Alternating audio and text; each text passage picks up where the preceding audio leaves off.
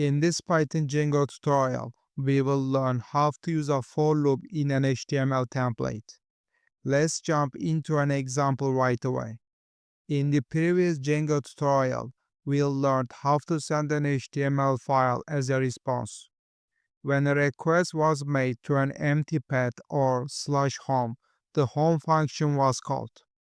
The home function returned home.html file. The home.html file contained title and header codes. Let's test the application now. When a request is made to an empty path or /home, the HTML page is displayed. Imagine you have a website introducing your courses on the home page. I will add a list to the home function. The list will contain members, Python, Java, and Go. You can send this list to the home.html file like this. I want each member of the list to be displayed on the screen. In the home.html file, I will create a for loop. I will add an A tag inside the loop.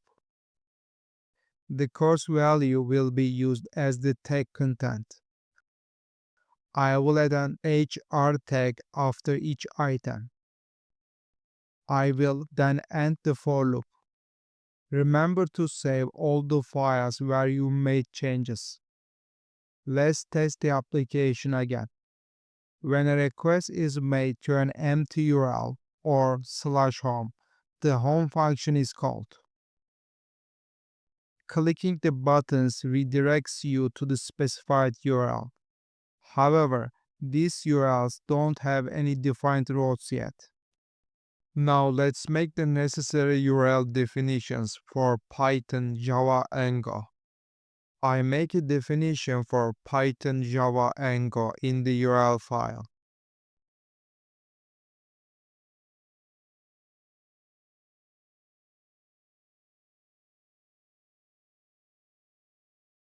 I will define the necessary functions in the views file.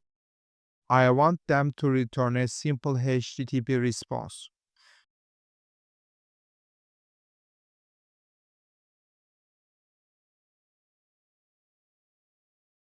Don't forget to save the files you have changed. Let's test it now. The definitions we defined for Python, Java, and Go work as I expected. I recommend you to watch the other Django tutorials in the channel.